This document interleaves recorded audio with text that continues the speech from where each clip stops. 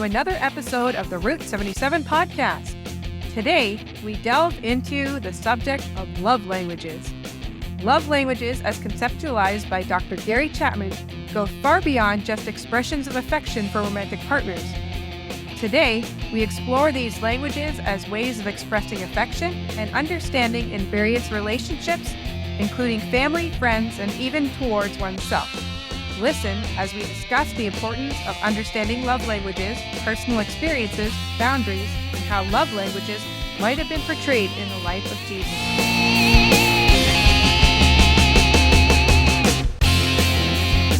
Welcome to the Route 77 podcast. My name is Natasha. I am your host. I am here with Monique. Hello. And David. Hello. And I thought it would be interesting today to talk about the 5 love languages, but actually talk about them in relation to friends, family members, and even ourselves, because it's an interesting topic, and yet it often gets just placed in a marriage context, and it can be brought out into way more. Even for myself to other people, my friendship or affection, I was like a bit touch on the shoulder or a hug or whatever, but I haven't gone through how you wrote them all out. Yeah. But I think that was what I remembered from that one. So How about you, David? What do you think it possibly could be for you? I would have to say quality time and fellowship. So being able to spend time with the person. That's What really good. time means something to you. Yes. what about you? Me? I would say that it's a mix between gift giving and physical touch, because I do really enjoy expressing how I feel through gifts, like figuring out what people want or what something that they would connect with, and then finding that for them is exciting for me and seeing how they react to it. But also when I'm connecting with a person, I often need that physical touch. So if there's a child that's injured at Taekwondo and they need some help and I could just put my hand on their shoulder, that's how I connect with them. Or even with a friend, giving a hug if they're going through a hard time or things like that. Yep. Yeah. I do agree with you with the gifts. You surprised me a few times, just like, how the heck did you know I wanted that? Because you pay attention, which is pretty cool.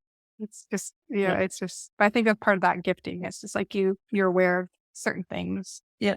And so not everybody has that. And so to expect it from everybody I think that's the thing too, the expectations of other people. And a part of it too is understanding your love language, but also understanding other people's love languages and to see if it's the same and how to relate to them. And because not everybody, I've noticed this myself, not everybody wants a hug. Not everybody likes to be touched. They have other ways, like David, with the quality time. So when I'm driving him to and from Taekwondo, we spend a lot of time chatting and talking and getting to understand each other that way. Yep. I guess before we go too far, I just want to backtrack just for a second, just so people are aware. There's a book called The 5 Love Languages by Dr. Gary Chapman, and it's something he developed over years of seeing things within his own practice. So he was able to take a lot of information and basically boil it down to these 5 as a way to help people understand themselves and other people. So if you want to read about it, go find that book. It's pretty much anywhere and everywhere. Yeah. It's been out for a long time. It's been out for quite a while. Yeah. Yeah. So we touched a little bit on just what each of them were, but I'd like to go a little bit Deeper into what they are. Okay. So words of affirmation. It's hearing positive things said to you. That's a good job. Or I really like how you did such and such. And having those words expressed to you can be that's how you feel loved by that. And I think that might be one of my other languages, actually, because I find that I like to use that a lot when I'm speaking to other people. I like to lift them up. So if it's a language that is one of mine, then it would only go out that way too. So it should be it will be a two-way thing, but that's how you usually express it. Yeah. Whenever I'm teaching a Taekwondo, kids respond in different ways, right? Like a high five, it works for somebody, but then saying, wow, that was really good, will work even better for a person. It depends on the person. And you may not specifically go, okay, that one's got the love language of this, that one's got the love language of that. You get to know the people and how they respond to different things that you're doing. yes. And yeah, so words of affirmation, a lot of times I think within a marriage setting, it's just like saying positive things to your spouse. And then, but at the same time, we can look at this in other areas. And I want to say, like, maybe before we look into all the areas, learning the love languages is good, not just to identify the ones that you have, but to identify ones that are out there. Because sometimes it's like you are speaking a language and the other person is not speaking that language. So if you give somebody a hug who physical touch isn't a love language for them, they just see it as like a hug. It's just like a thing that's happened, but it doesn't connect to them in any sort of way. So it's like you saying something in Spanish and they only speak English. They're like, okay, I get the tone of your voice, but that's pretty much all they're going to get from it. Yeah. And so learning about the different ones will help you to connect with other people in positive ways. So if we look at words of affirmation, and perhaps, and I think everybody has some of these to a degree. Like most people like to hear positive things said about them, but the way that somebody takes it may be greater. Like it may mean more things than others. But being able to give words of affirmation is probably a good habit to get into. Yes. And it doesn't mean, I think, false praise. No, no. Because people can usually see through that, even kids. Yep. Today with Marlena, when we took the 4 of us out, we did some stuff with the girls. And later I gave her a hug and I told her how much I appreciate, and I meant this from the bottom of my heart, because that girl is just an amazing person. And I am so thankful for what she does for my daughter, for myself. She is just an incredible girl. And I wanted to do something very special. I've wanted to do something for her for a long time. And I wanted to let her know with a hug and with an affirmation of how much she means to me, and what she does is priceless. And I think in a second way of that is actually learning how to receive the compliment, receive the affirmation. Yes, she was talking about that too, wasn't she? Yeah. So it's difficult sometimes to receive it. You deflect it. I have a tendency to deflect. It makes you feel, when you're not used to it, when people don't give you these things, it's really hard to accept it because you don't know how. And even if it's not your love language, you just would be like, this feels awkward or whatever. But it's not really receiving the gift from another person. Yeah. So learning to receive the gift of affirmation and compliments, but just a thank you. Like I have a hard time not deflecting and be like, oh, anybody can do it, or it's just whatever. It doesn't, but then it kind of diminishes maybe perhaps the love that the other people are trying to show. But she took it well because she accepted it. But I think after we said goodbye, after we had our dessert and stuff, she looked like she was glowing a little bit. Yeah, I think she had a good time. Yeah, I think it meant a lot to her. Yeah. What about you, David? Do you have anything, have any feelings of words of affirmation? One of the big things about this too is that it's not necessarily you can apply this to more than just in a relationship too. In my particular case, I have observed that words of affirmation are very helpful when you're working in a team and you're very stressed out. Like the whole team's working hard and then they're all of a sudden stressed out. A good compliment, good job on this or that, and thank you for this or that, or you tell them you did a good job, take a break, Yeah. kind of thing. It really boosts not just the morale of the person you're talking to, but like the entire team. So there's different levels of, I believe, a word of affirmation you can actually get into. And depending on the context, it can have dramatically different effects. At least that's from experience. Yeah. And I think words of affirmation are probably one of the easiest ones for in a setting like that, like in a work setting, or if you've got a good boss or a good team leader. It's one of the easiest languages to give out to your team and to your employees, by letting them know that they're doing a good job, that you appreciate the work that they do, that they are not going unnoticed. And then there's a fine line between sucking up, flattery, no basis flattery too, like where there's no basis for what you're saying other than, And so you got to walk that line of being like, you don't just go around throwing it out. And then it doesn't mean anything too. If it's just something you're just throwing out all over, good job. And you're like, yeah, we've heard it all before. Like it means nothing. But when you actually tailor it to the person, it was great that you did specific thing. Yeah. Or like with the kids, I go, oh, that kick was really high. Or you're doing better with that leg, or your bad leg or whatever, or something like that. Then it it takes it to a different level, like an honest level. Yeah. And trust me, it's really easy to have one good leg and one bad leg. One leg that kicks really good and one leg that just, what is wrong Does with its you? own thing, has its You own brain. have the same body. Yeah. So I guess the point was this is that there's more than just like a few ways that this affirmation can be applied. You can Mhm. actually apply it to yourself through your pets or indirectly boost your morale as well. But there is I think for almost every love language, there is a type of restraint that needs to be applied because if you apply these love languages too often, then they do lose their meaning, their impact on the person.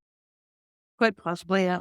Even with kids, if I say something like, that was a good job, and they look at you like, that wasn't a good job. If you're trying to be encouraging, but they really know that it's not true, then they see right through that, and then it loses any of its Effectiveness. effectiveness. So you have to be really like, That must make me kick because I've done that before. I know Master Jose is good job. And I'm like, no, that was crap, Master. but yeah, it's something I think that if it's something done not excessively, Yes. and people know that you mean it. And again, like being able to be specific. So it's not just like, good job. And then the people are like, you don't even know who I am, let alone what I did. Like, Yeah. but if you listen and know what's going on, then it becomes more meaningful. So the next one is quality time. Quality time. Yes. Spending time, not just like they think quality time because just I'm in the same room. Like, what more time do you want me to spend? It's like actual quality time connecting. Yeah. Some people connect watching a movie, but other people will be like, Conversation. yeah, some people's conversation, like they see just watching a movie is just two Sitting people on their own sitting there not paying attention. But then like conversation, there can be very fluffy conversation that doesn't mean anything. And then there can be real conversation that you have where so quality time that's where they said not just time, spending time, but quality time where it means something because it's done on purpose, it's purposeful. like our Bible study time. Yes. Yeah. That we purposely set out this time each night to spend together to Read the read the Bible and Bible, pray and connect about things. And it means something because we specifically set that time out. Yeah. Or even like today when we went out with the girls, we specifically set that time out so we had quality time with one another. Even though while we're in our chairs, getting our toes done, we were doing our own thing, we were doing like on the phone or whatever, but we were still connecting in that Yep. moment.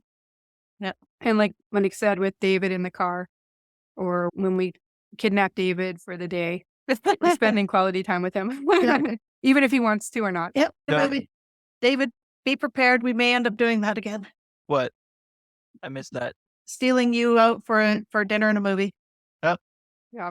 I'm down. As long as there's no pedicures involved, he's okay. Apparently, the new live action Little Mermaid is out Friday. Oh, there you go, David. Just because you always wanted to see that one, right? Yes, I always wanted to say, I just cannot. You're like, I rue the I fact miss- that I was not there when the original Little Mermaid came out, and I never got to experience that. So now you get to experience the new one. I'm actually pretty sure I watched that as a kid. Okay. We had almost like all the Disney movies on VHS. You know, I'm pretty sure that will not be the movie we'll both see. Especially because we're more into like action movies Yeah, and Marvel. or some sort of sci-fi or Yeah. fantasy. Yeah, too funny. He's pretty safe with. Oh. Yeah. So again, yeah, you can have it within a marriage where you're actually, which I think is important because I think in marriages, quality time can be difficult to come by, especially if there's children. So if you can get into that habit of learning to set time aside, quality time for the people that are important to you, then hopefully that can carry over into the Yep. marriage as well. But with friends, like how many times do you go, oh, I haven't seen such and such a friend for Such a so long- long. And then you realize they haven't actually carved out that quality time to spend with one another. Yeah. I have that sadly happening. On Wednesday, I'm taking a friend out for lunch. Her and her husband are moving back to Paraguay to take care of some elderly family members, and they're going to be gone for quite some time. I thought to myself, when was the last time I actually went and visited her just to visit with her? And it has been quite some time.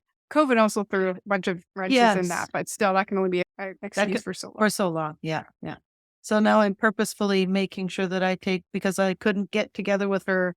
They had a little family friend thing at Mill Lake on a Saturday, but I work Saturdays. So I said, just you and me, take you out for lunch. Yeah. We can sit and chat and stuff. Catch up. And the Catch same up. thing with family. Like how many people say, "Oh, my grandfather passed away, and I didn't spend that time with them." I was like, "Oh, I'll do it later." Yep. Or any family member. I just say older family members because they're the ones that you expect to pass away Yeah. quicker than other ones. Yeah.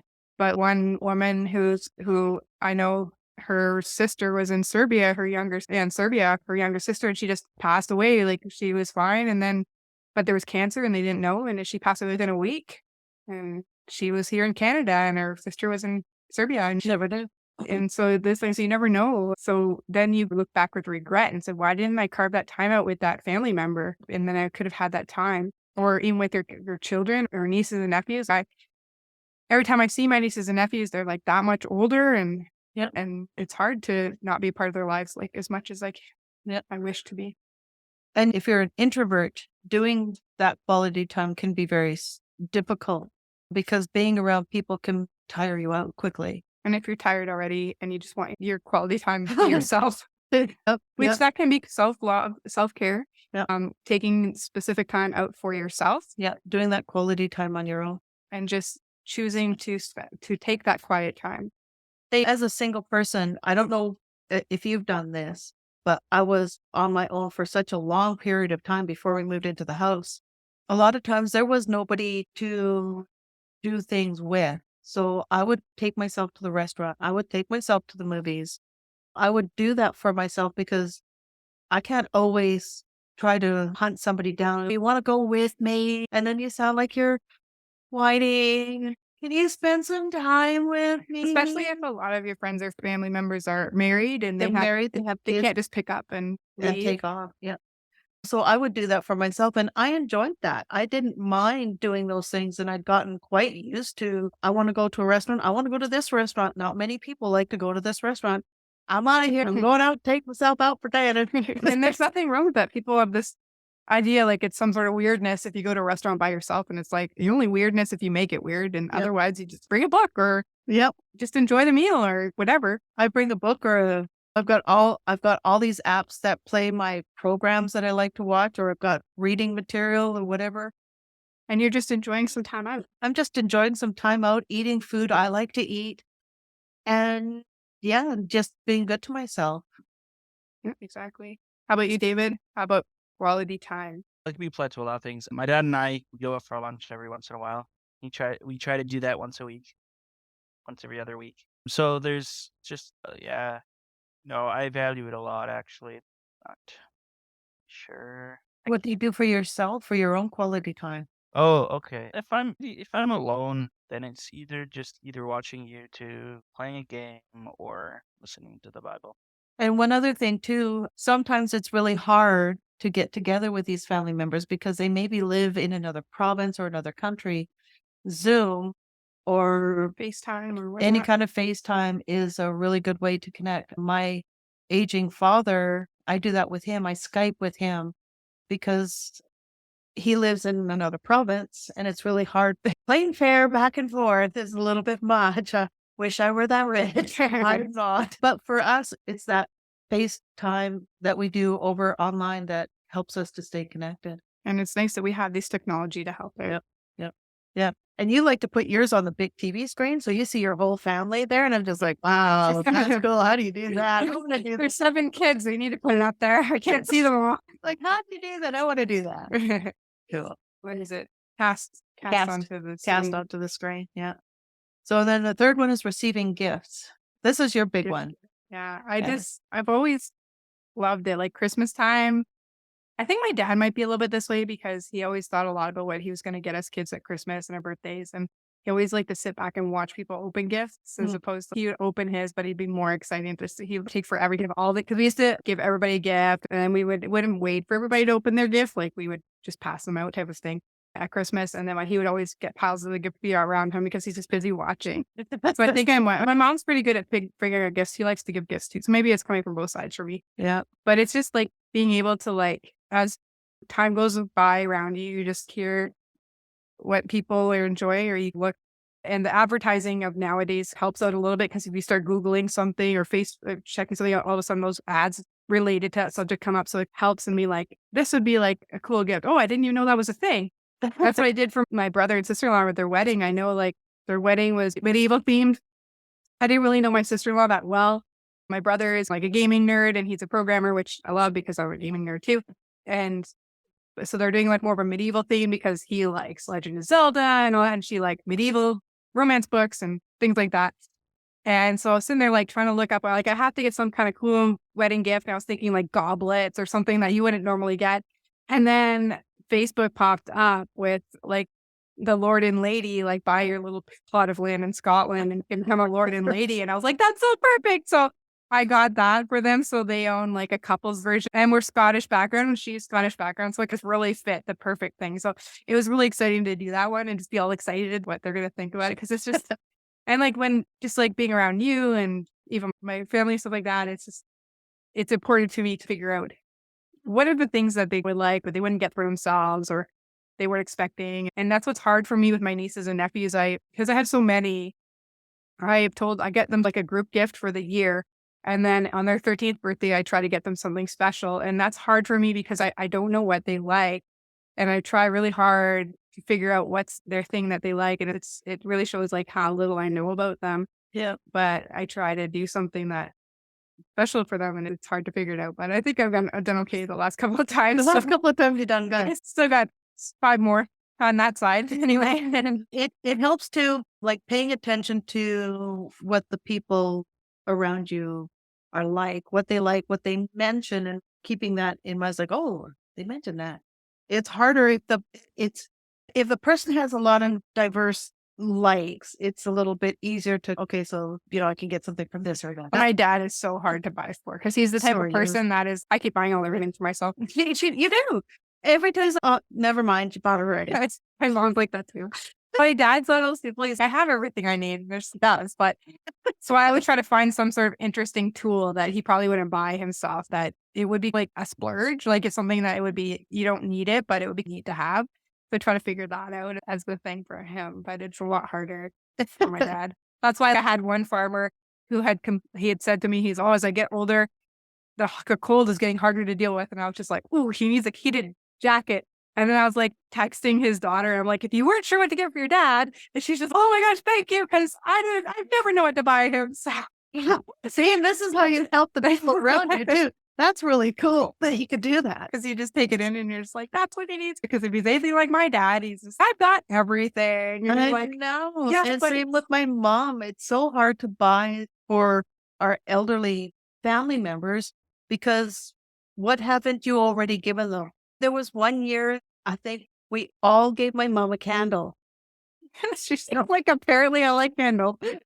And then it was chickens. She said, please, don't give me any more chickens. She's probably at one point, she's just, I like that chicken over there. And that was it. That was it. She likes chickens. That's it. But my mom was sort of like that. She liked cow things, but then over the years, she's just, hey, just please no more cow things because I have every cow thing that's possible. And these weren't like live chickens. These were and like I even got her this. Look at it. It's a wooden cabinet that she could hang in our kitchen and hang up. And she could hang things off of it and put things inside of it. And it was a chicken. It was a chicken. And she's going, oh my gosh, you got another chicken. It's for like I said, one time. I like this one specific chicken.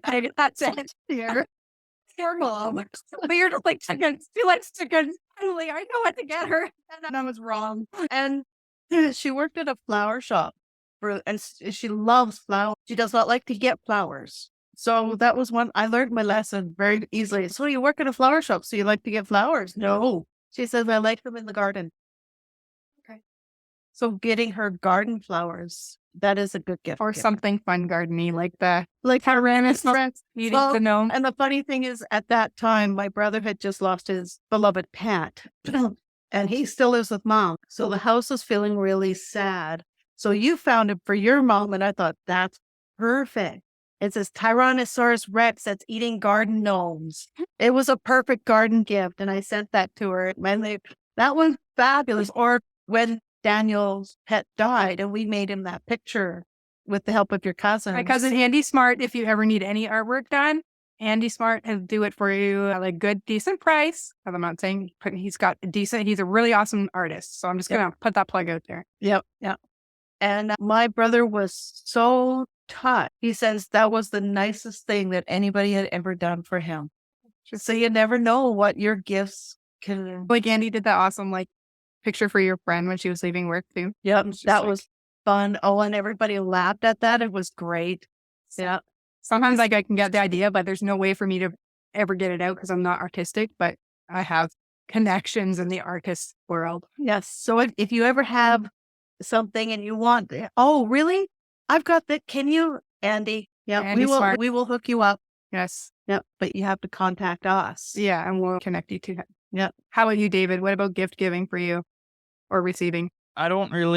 I'm more like my dad. I'm like, I don't really need anything. I have everything that I actually want and anything that I actually need or that I want. It's just not gift price. Like it, because normally gifts you wouldn't spend like $10,000 on He wants a car. Self-driving. kind of thing. But no, No. I get my gifting and generosity, or well, gifts. I don't know what you call it, personality, the way I do gifts is like my dad's just, I have no idea what to get anyone or anything. And then my mom always ends up buying gifts for herself for Christmas. But then I'd rather actual spending time with people than actual just getting a gift. And that's why there's different love languages. Yep. Yep. Because not everybody. So if you're a gift giver or gift receiver, like you appreciate gifts, then you should also appreciate the fact that some people don't have that gifting. And sometimes a gift card is like what they're like, I want you to have something nice, but I don't know what it is. Fuck here. Or they give you money or something that Yep. or take you to dinner or something that see taking to dinner it would fit because that's like a quality time, but then it's a gift too. So it could, but it's just like this is why we want to discuss these so that we actually understand that. Sometimes a physical gift is not always what is needed. Yeah, and the people may not react to it the way you expect them to because like they don't see like they may appreciate it, but they don't see it in the same way. Again, it's two different languages. Yeah. Like you're just appreciating that somebody gave you something, but then it's not hitting you in the exact same way as See, and I know that like for both you and David, you're very big in the gaming thing. So with your PS5 and stuff, and a lot of these games are not cheap. you know. So giving you a PS5 gaming card that's got a good value on it can help you buy those games Oh that you yeah, really that's want. appreciative. Yeah, Yeah. and I appreciate that because yeah, That's about all I can think about because books, I could buy you books for you. Oh, you've already got them. we both have a lot of books, We got a lot of books. a lot of the same books. How to blanket. Oh, look, your work gave you blankets. Yes, my work night. During COVID, gave me lots of gifts. Yeah. And they gave you quite a cool blanket too. But you like there are some things I do know you're really into the technology stuff too. So I have fun with that. yeah, you do have fun with that. So finding that odd technological gadget. Again, it's one of those things where you might get for somebody that like they wouldn't buy for themselves because even like the cooking stuff, like sometimes you can get these really weird gadgets that you would never buy because they're not practical, but they're cool to have, like potato peeler, automatic potato peeler or something. Like stick it up. It's hard to justify buying that for yourself. So that's why like when I get like anything from a shower, I try to find something interesting because you can always get yourself something plain, but you can get some interesting things. Like you got me that bamboo steamer. Yeah. Which is really cool because I like those buns that the steam buns. And but they're really hard to cook without a bamboo steamer. Yeah. Yeah. So I put that in my list of things. Now I'm hungry. But the one way you can do this, the gift giving one for yourself, is actually setting like your budget and saying, you know what, this month I'm going to spend $25 on me with no strings attached. Yeah. Or even for you to, I remember reading about a couple who he found out that his wife was a gift giver, but they didn't have the money for it. But then they actually budgeted like $50 a month for her to use to gift to other people. And that became like a less of a stress in their marriage because like she didn't go over it and you actually felt the freedom to do it. So even that freedom within yourself, like you've given yourself freedom to spend $25 or $50 or $10 or something on yourself, no strings attached. There's no guilt involved. You just get to go and enjoy yourself with it. Yeah. Yeah. Or just you have a larger purchase that you want to make. You put that money aside into a special account until you have. Yeah. And you budgeted it in, and it's not like a guilt thing. Yeah. Yeah. Yep, my birthday's coming up. Let me see what I want. I would also like to add that all this talk about generosity, gifts, and stuff, these are all too related to just material world items, right? When we talk about this, but we also have to consider what Jesus and his ministry gave as is within this language. Instead, because back then they didn't have the wide variety of gifts that material gifts that we achieve today. So if you look at Jesus and his ministry, he instead gave away necessity items like food. He healed the sick. To he just encouraged people. He aided them spiritually. So there's different forms of gifts that one can give, and related to being in a marriage and single, you can focus on different aspects of how Jesus did his ministry regarding your what if you're in a It almost sounds like you're stepping into the acts of service gift part.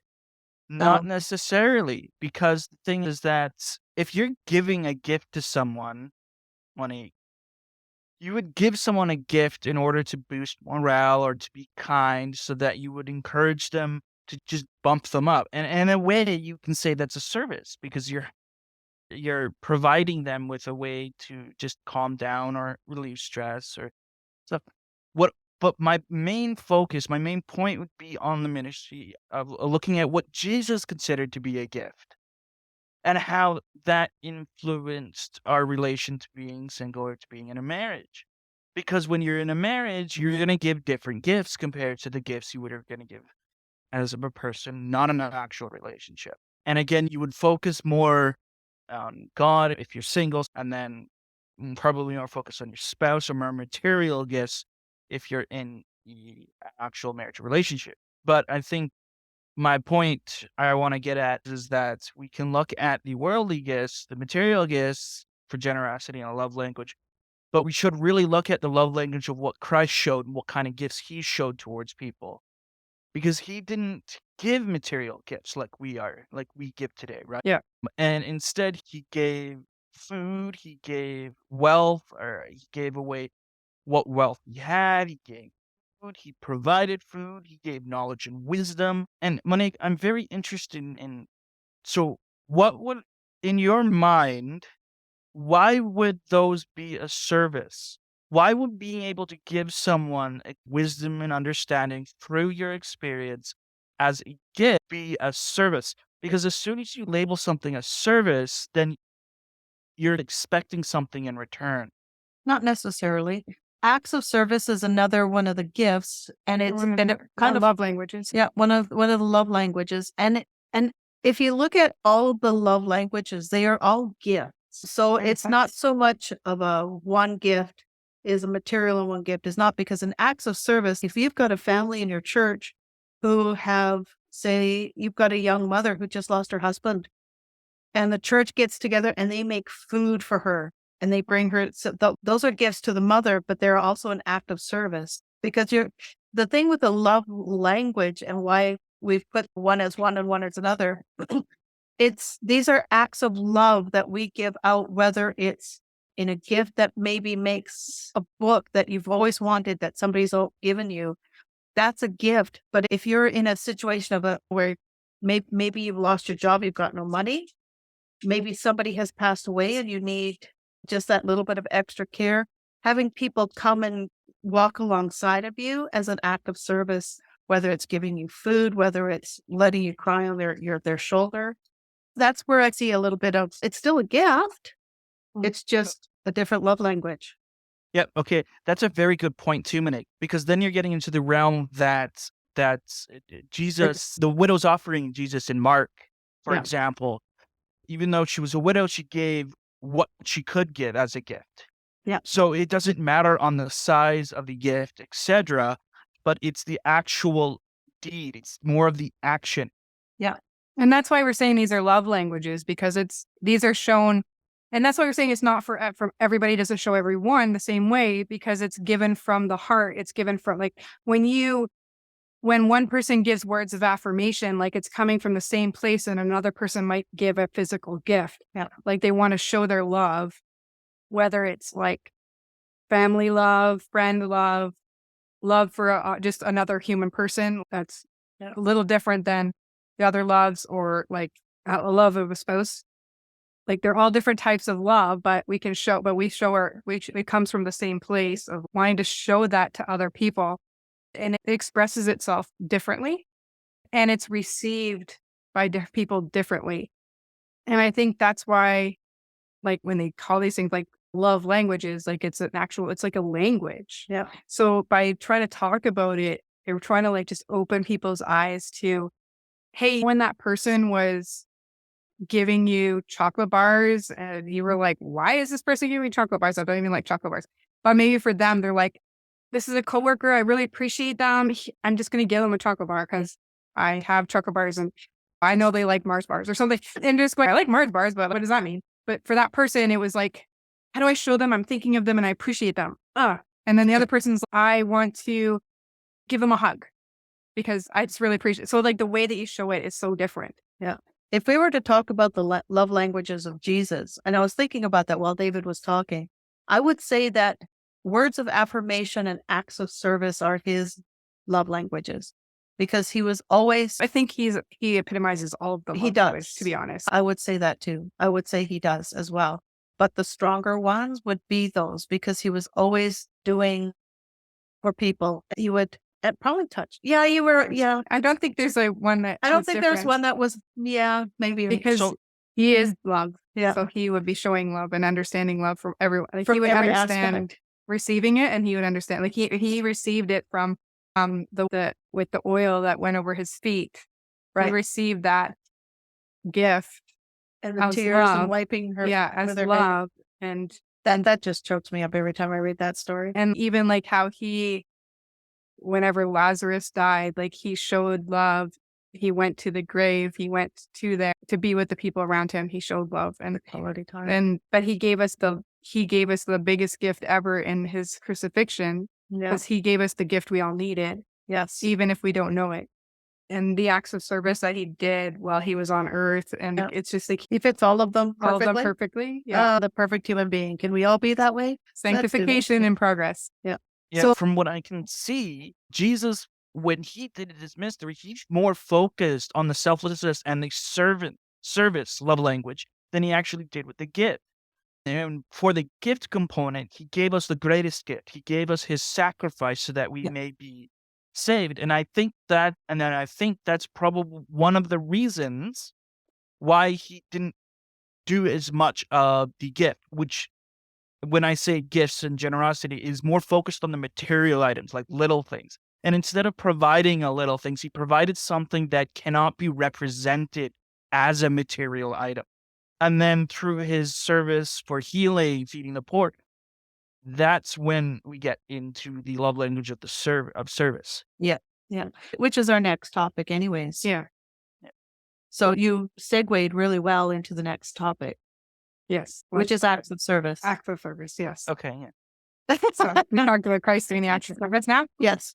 This is probably like the most, I guess, I would maybe not obvious, but it's more obvious when you say serving somebody. It brings to mind a lot of things that you can do. It's a bigger Christian love language, would you say? It's something that we encourage a lot within the Christian. I think think a lot of the Christian religion- I think the Christian faith more has a deeper grasp on the service love language than any other. Because it's like you have a servant attitude. The servant attitude. Yeah. Yeah. So helping a friend move, cooking them a meal when they're busy, or offering to pick them up from the airport. If they're doing a chore, if you're still living at home and you decide to clean the house for your parents, they love that, by the They'll way. probably come in and have a heart attack, but it's okay. But just do CPR. It's another gift. Yeah. Helping a sibling with their homework. Yeah, it can range from many things, like you said, cooking, cleaning, Yeah. running any kind of Helping errands, move. providing any assistance. Yeah. And normally this kind of gift wouldn't involve any material items, but a boost or a practical need. Yeah. Yeah. It requires your time. Relieve some stress, or Yeah. frees up some. Yeah. If you know some, I wouldn't say necessarily elderly, because a lot of elderly people, they will go into Care homes. either care homes, or they will go into a townhome or apartment complex where they don't have to worry about gardening things. But if you know of of a young family who needs help with their yard work or when the There's summertime. so many things that So many things that you can do as acts of service that as a love language that you don't have to go out and buy a whole bunch of stuff to do. You just walk around the neighborhood. You've got your neighbor. You never yeah. know what. It can be like there might be different skills that you possess that can be like, what if you see something that you have a ability with carpentry and you go, hey, it would be easier for this person if they had a handrail. Yeah. And then you just were able to make the handrail and put it up or something like that, where it doesn't necessarily have to cost you money or even, well, it might cost you time of you making it, but it's not the same time as say like watching kids for like the night. Yeah. So it's just, it can use skills that you possess in order to help others. That, and if you want to offer your skills in a voluntary way, I know that for a lot of people who do like carpentry or handyman services, their time is precious. So to offer up your time in a voluntary aspect to help people who are maybe not so well off to do some maintenance work that they may have been putting off because they just can't afford to hire somebody, that kind of acts of service is hugely appreciated, even if it does take up a little bit of your time. Yeah. So there's lots of ways, and even like things that you can do for yourself. Yep. Like self-care in this way can just be doing things that make your life a little bit more like easy or enjoyable. So cleaning up the dishes or just, Preparing meals for the rest of the week because you know you're going to be too busy to cook. yeah. So like things that if, you can do things plan ahead, you take care of yourself. You're Yeah. caring for yourself. Yeah. In positive ways. Yeah. And that leads us to number 5, which is the physical touch, which we talked about earlier. And I think, again, we can talk about Jesus with this one. Like the people always remember they got made with a leprosy and he just went up and hugged him. And you're just like, who would have ever, nobody would have done that. So, or the man who was blind where he stuck his hands on his eyes. It's actually very interesting because now that I think about it, I don't think other than a person's face healing them, whenever Jesus actually healed someone, there was actually a physical component to it. He either touched the eyes, touched the part that needed to be healed, or held their hands and prayed for them. But I can't think of a single part where when Jesus was present enough to heal someone, that there was always a physical component to it, a physical touch, other than people having large enough faith to heal those they required. Yeah. And it's just interesting, yeah, because I didn't to think about applying these to Jesus and how because he was a physical person with the physical presence on earth and living the human life, like how he would have like, as the God is love, as him being love itself, would be able to function all of these love languages, not only give them, but receive them and understand them. Yeah. And so it's hard for a person who expresses physical touch as a love language to get pushed away from that, to make sure that it's hard because you have to make sure you respect boundaries. Yes, because there are not a lot of, I have a lot of friends, some who like hugs, some who don't like hugs. I find it difficult to hug random people, but when it's somebody I know and it's for a reason that's out of care, then yeah, I totally can hug people. But I find like the greeting of a hug of a person I don't really know very awkward for me. It's just difficult. Yeah. Yeah. And if you're a person who likes physical touch, being a church greeter, because you can shake hands. Now we can shake hands. Before you couldn't shake hands. And not everybody likes to have their hands shook. Some people they just germs. We've become very germophobic because of COVID. Yeah, germ aware. Whatever. Anyways, but there are still people who like to shake hands. And if you've got close friends and you're you're great. I get hugs. Yeah, lots of hugs. It's just that's how we can show it. Like with the kids at Taekwondo, oftentimes I'll start with a high five. Like, how do you feel about high fives? High fives they're okay with. Some of them there aren't. Some it's like fist bump. Other ones it's just like ear fist bump. They don't want fist bump, whatever. Joke about it. And yeah, fist bump. Yeah. And some kids will run over to you and hug you and out of nowhere. And I'll reciprocate the hug because it's for them. They're showing their love language. Yeah. And they know that you're okay with it. Yeah. Yeah. And then, so like I said, like a lot of times if they're injured or going through something, I'll put my hand on their shoulder, or if I know they're a person who's like I'll give them a side hug, or some kids, like, they'll give you something and then I'll ask, can I give you a hug? Because and if it's not something they want, I won't do it. Yeah. And that's another thing too to be aware of. If you're in male female hug, side hugs are the Sometimes a little best. bit better. Yeah. Don't do full body. It can be weird. It can be a little weird.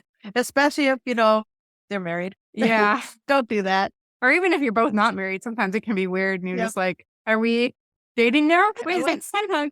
Side hug. Yeah. Or maybe even better just to do that. Sometimes people would ask, like my ex would ask, they would ask my ex, like, oh, do you mind if I gave her a hug? Whatever.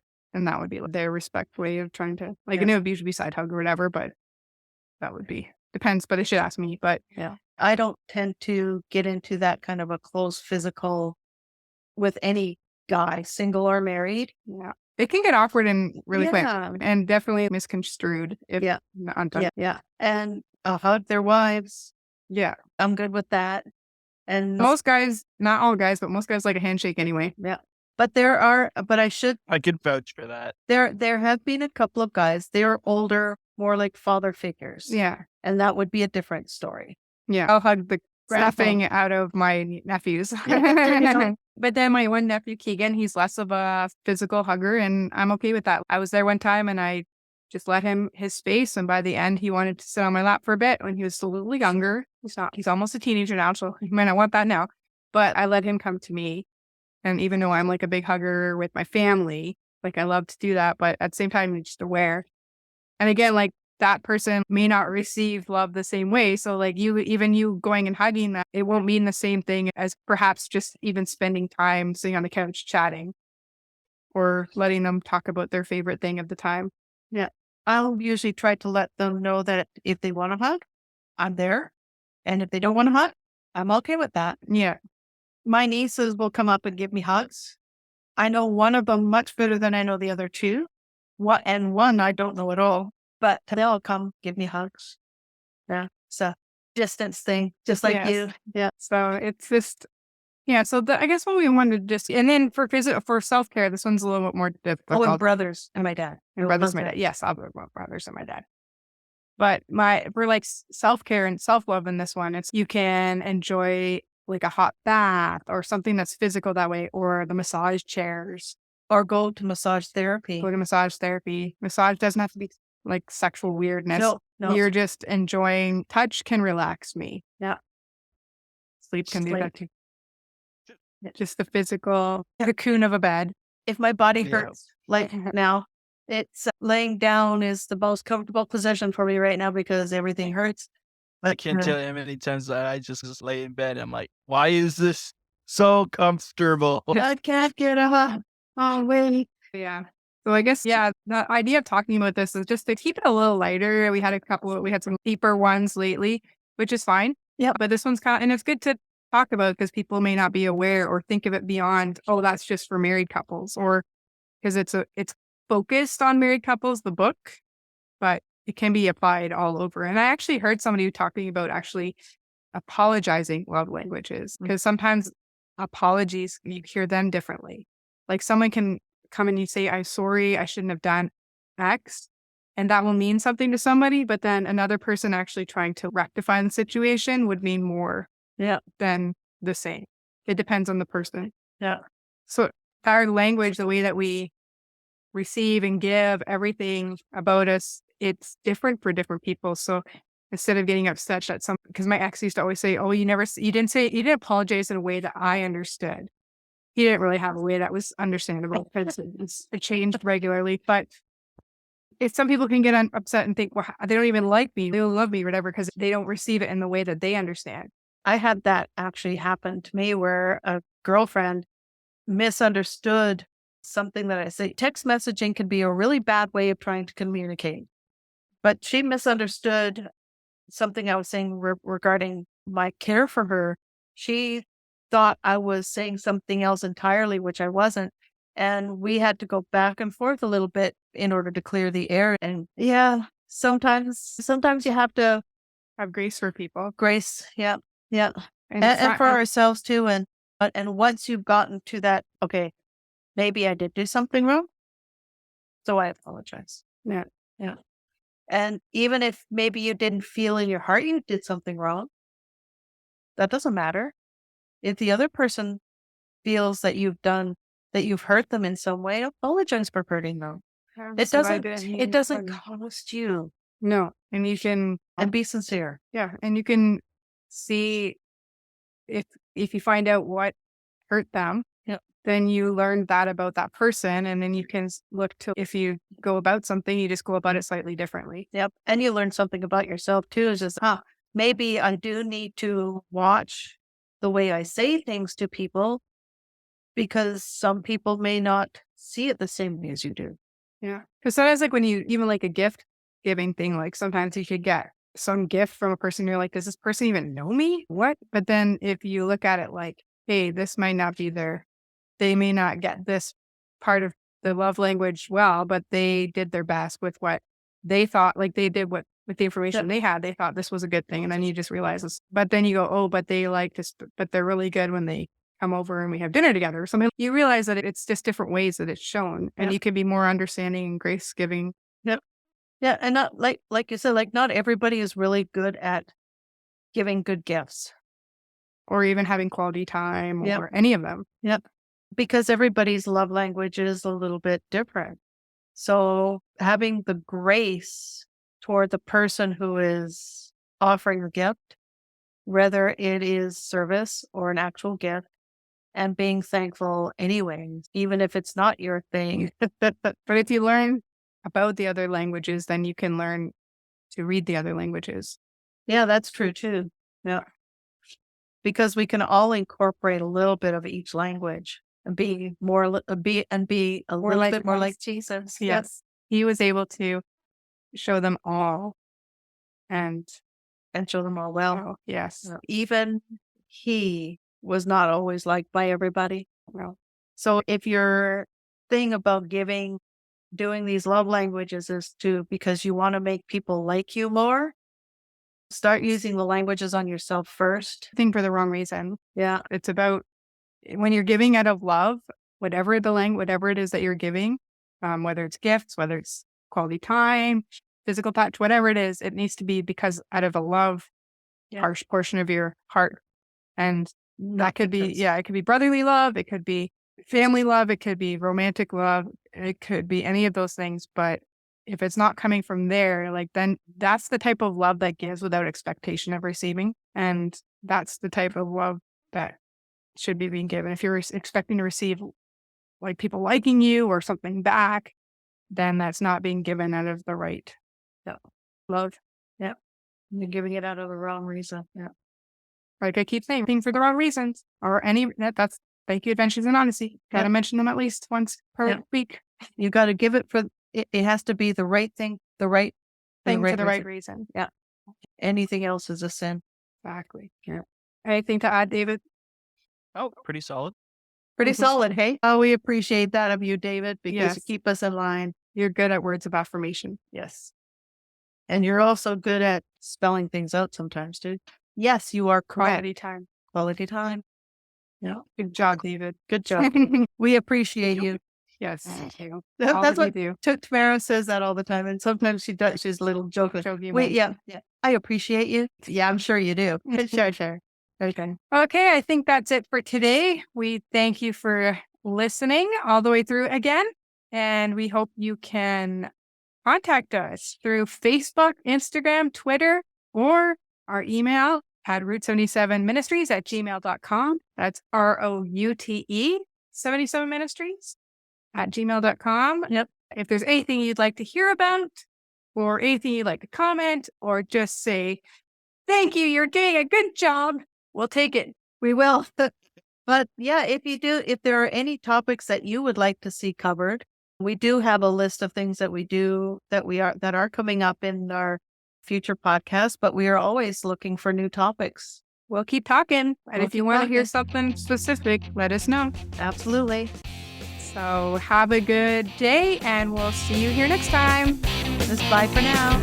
Bye-bye.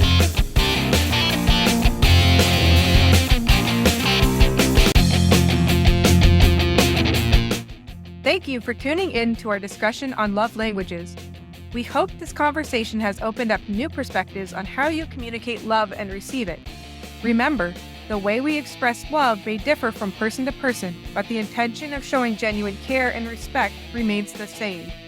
Whether it's words of affirmation, quality time, acts of service, physical touch, or gift giving, learning to understand these languages can truly enhance our relationships. Feel free to reach out to us on our social media channels or email us at route77ministries@gmail.com with any questions or topics you'd like to have us cover in the future. Until next time, remember to live your single life to its fullest.